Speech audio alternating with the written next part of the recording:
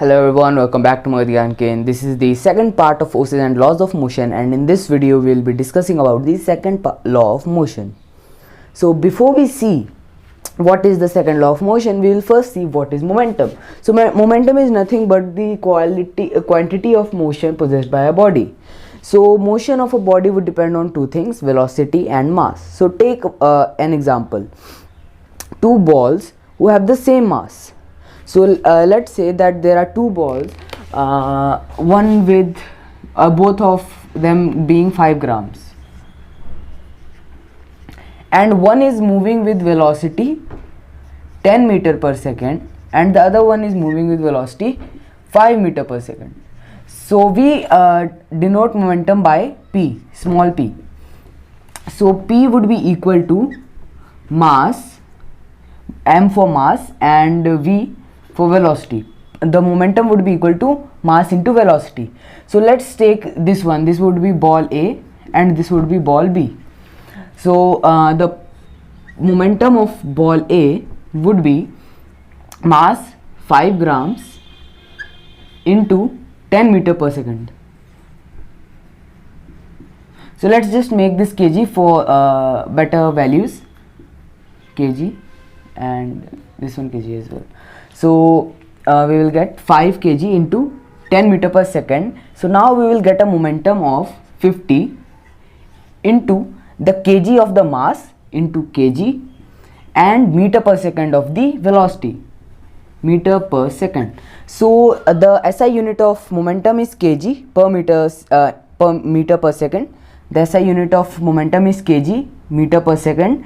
That is why we changed gram into kg for this SI unit, and this is the SI unit of momentum as well. And now take the momentum of ball B. It would also be 5 kgs into 5 meter per second this time, 5 meter per second, which would be 25 kg meter per second.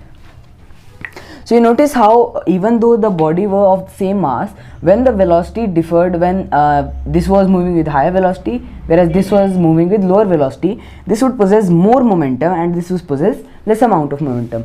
And if two objects are of different masses but moving with same speed, for example, if you have a bicycle which was moving with 5 meter per second and it hit you, you won't be hurt that much. But if a truck would also be traveling at 5 meter per second but it hit you, it would hurt you so much. So momentum is directly proportional to mass as well as velocity.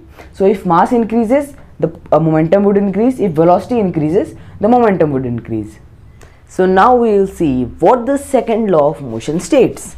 So the second law of motion states that the rate of change of momentum of a body is directly proportional to the applied unbalanced force, and the momentum change occurs in the direction of applied force.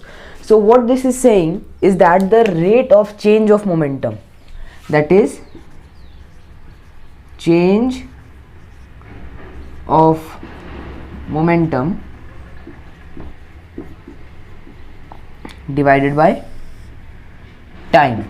So the rate of change of momentum, which is change of momentum divided by time, is directly proportional to the applied unbalanced force, is directly proportional to applied unbalanced force. So this is the symbol of proportionality. So change of rate of change of momentum is directly proportional to the applied unbalanced force. So to denote change of, so this is, we use delta, the triangle symbol, the delta, and momentum is written as P. So what we can write is force is directly proportional to delta P divided by T. So from this statement we can infer force is directly proportional to delta P upon T, that is rate of change of momentum, and it says that the momentum change occurs in the direction of applied force. So if a object was coming to me in this direction and I am applying force in that direction, so the change of momentum would be also in that direction. So now we would have to assume some values. So let the initial velocity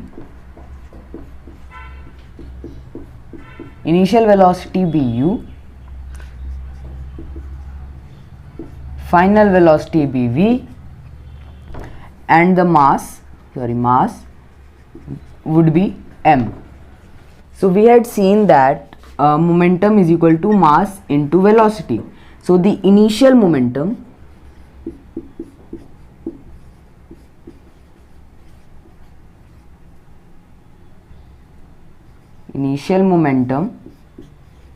would be equal to mass into initial velocity. Initial momentum would be equal to mass into initial velocity, which is u, which would be mu, and final momentum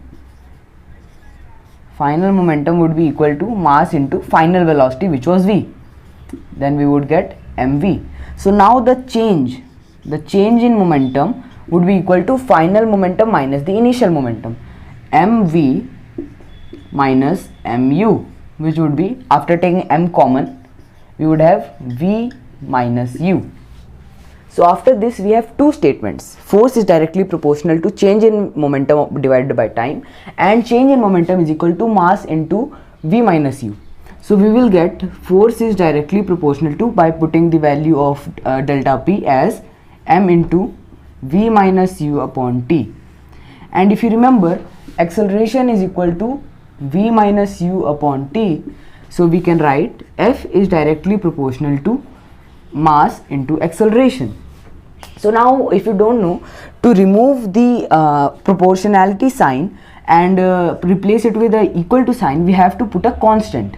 So in this case we use the constant k.